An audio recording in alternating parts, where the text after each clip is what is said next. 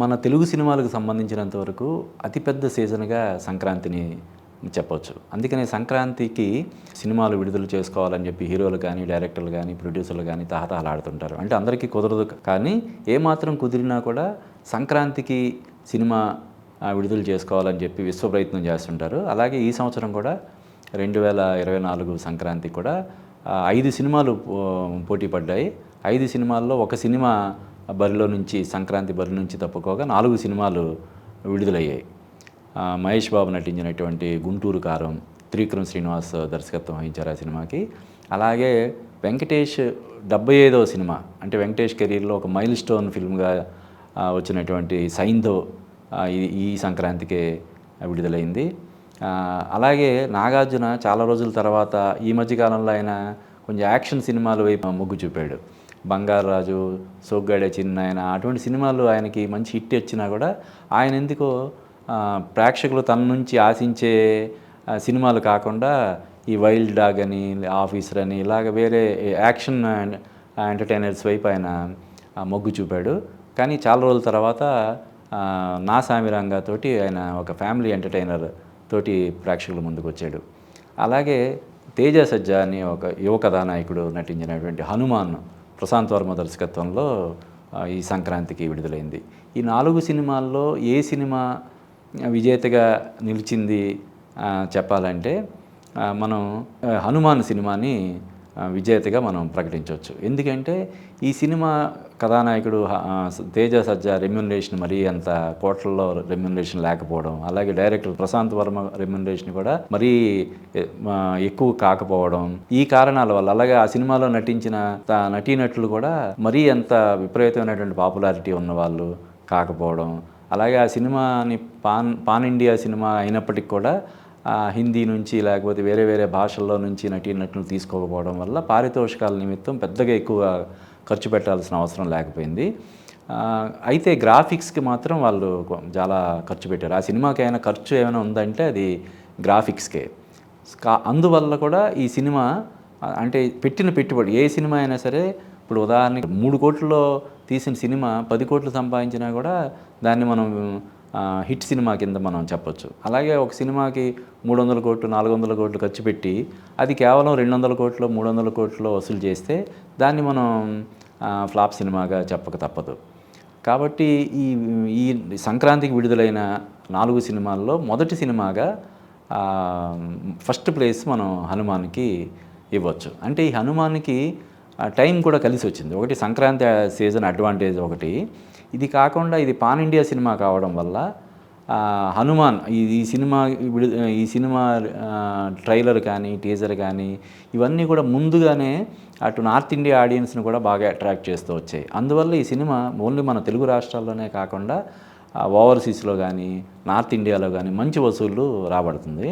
Plus ఈ సినిమాకి కలిసి వచ్చిన ఇంకొక అంశం ఏంటంటే రేపు 22వ తారీఖున రామ జన్మభూమి అయినటువంటి అక్కడ ఆలయ ప్రతిష్టాపన, విగ్రహ ప్రతిష్టాపన జరుగుతుండడం కూడా ఈ సినిమాకి బాగా కలిసి వచ్చింది. అంటే రాముడి విగ్రహం ఎప్పటి నుంచో మన హిందువులంతా కూడా ఎప్పటి నుంచో అక్కడ రామాలయం నిర్మాణం జరగాలని కోరుకుంటున్న తరుణంలో దశాబ్దాల తరబడి కోరుకుంటున్న కోరిక ఇప్పుడు నెరవేరుతుంది.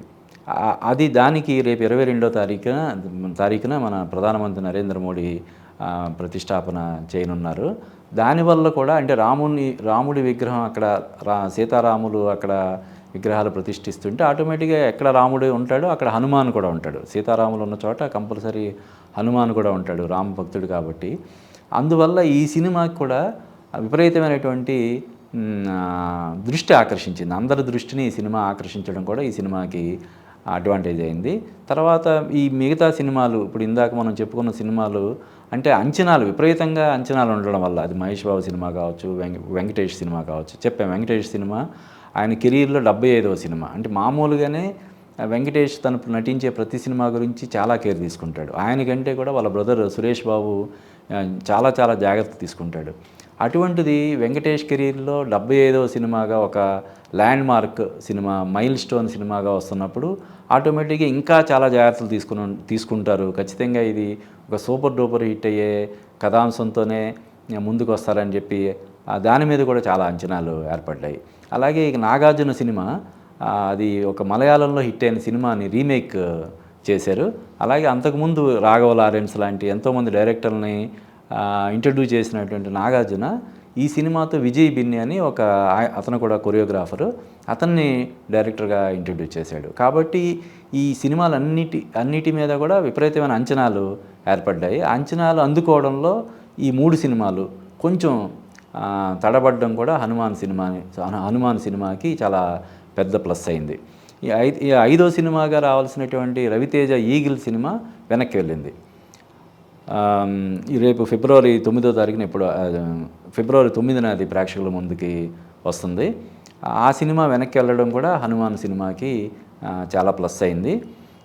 ముఖ్యంగా Saindhav cinema Venkatesh black busters అన్నీ కూడా ఆయన కెరీర్లో బిగ్గెస్ట్ బ్లాక్ బస్టర్స్ అన్నీ కూడా ఫ్యామిలీ ఎంటర్టైనర్సే. అది ప్రేమించుకుందారా కావచ్చు, కలిసి ఉందారా కావచ్చు, మల్లీశ్వరి, నువ్వు నాకు నచ్చావు, ఇలాగా ఈ మధ్యకాలంలో వచ్చిన దృశ్యం కూడా దాన్ని మనం ఫ్యామిలీ ఎంటర్టైనర్గానే మనం చూడాలి.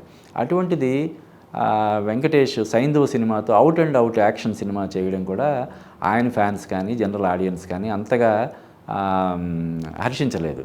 అది కూడా హనుమాన్ సినిమాకి అడ్వాంటేజ్ అయింది. అయితే నెక్స్ట్ హనుమాన్ తర్వాత నెక్స్ట్ ప్లేస్ అంటే కలెక్షన్స్ పరంగా చూస్తే అన్ని సినిమాల కంటే గుంటూరు కారం ప్రథమ స్థానంలో ఉంది.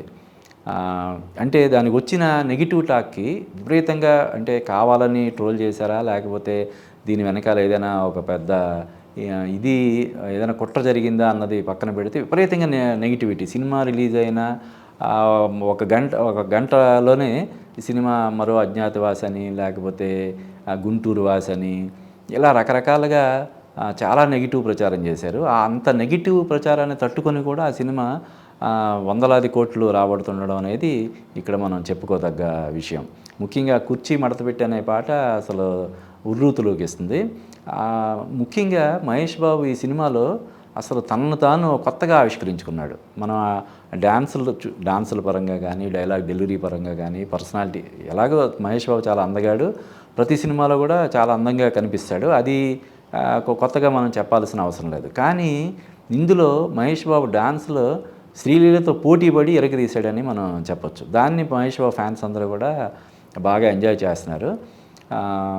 అలాగే ఈ నా సామి రంగాలో నాగార్జునకి ఎంత పేరు వస్తుందో అల్లరి నరేష్ కూడా అంతే మంచి పేరు వస్తుంది. అల్లరి నరేష్ ఈ మధ్యకాలంలో అతను అల్లరి అనే పేరు కూడా తీసేసి కొంచెం సీరియస్ సినిమాలు నాంది అని ఇటువంటి సినిమాలు మారేడుమిల్లి ప్రజానీకం ఇటువంటి సినిమాలు చేసుకుంటున్న నరేష్ ఇందులో చాలా రోజుల తర్వాత ఒక సెకండ్ లీడ్ క్యారెక్టర్ చేశాడు. అంతకుముందు కూడా 1-2 సినిమాలు చేశాడు.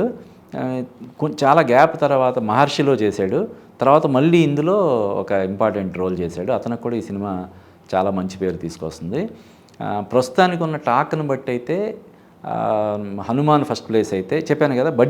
బడ్జెట్ని బట్టి మనం దానికి పెట్టిన బడ్జెట్ని బట్టి అది ఎంత వసూలు చేసిందనే దాన్ని బట్టి హనుమాన్కి ఫస్ట్ ప్లేసు. తర్వాత టాక్ను బట్టి చూస్తే నా సామిరంగా, తర్వాత గుంటూరు కారం, తర్వాత సైంధవ్ సినిమాల్ని మనం ఈ వరుస క్రమంలో మనం చెప్పుకోవచ్చు. అయితే పండగ ఇందాక మనం చెప్పాం, సంక్రాంతి సీజన్ అనేది చాలా అతిపెద్ద సీజన్ మన తెలుగు సినిమాకి సంబంధించినంతవరకు. ఎందుకంటే సినిమా మోస్తరుగా ఉన్నా కూడా జనాలు పెద్దగా పట్టించుకోకుండా చూస్తారు సినిమాని.